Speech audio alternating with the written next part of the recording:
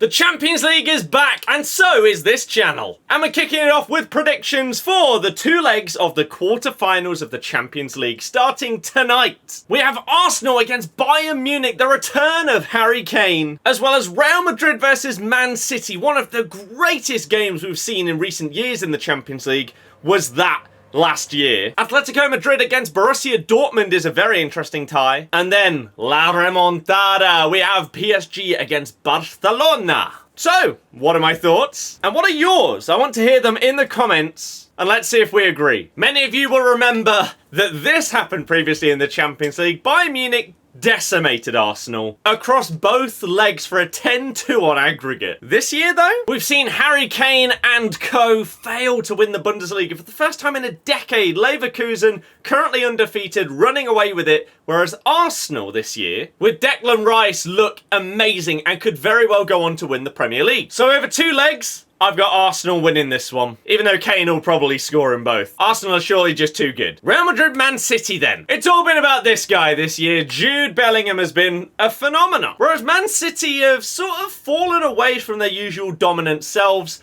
Haaland hasn't been insane this year compared to last year. De Bruyne has been injured for a lot of it. And so another Englishman has taken the stage as the guy this year, Phil Foden. And it's going to be a hell of a matchup. But I'm going to go with Man City to win over two legs this year again. Atletico against Dortmund. This guy alone could be the difference maker. Antoine Griezmann is amazing. Has been for years and is showing his worth once again. One of the most underrated players of his generation. Could be the guy to make them go through. Whereas over in Dortmund, they're not challenging for the league this year. They obviously lost Bellingham. And it feels like last year was the year if they were going to do something special. It will take something magical to go through against Atletico. So I'm going to give it to the Spaniards over two legs. And finally, PSG versus Barcelona. Messi, Neymar, La Remontada. So many incredible links between these two clubs. Including the fact this is probably Mbappe's warm-up to be playing against Barca a couple of times every season. Things weren't looking amazing for Xavi this season, and he announced he's leaving at the end of the season,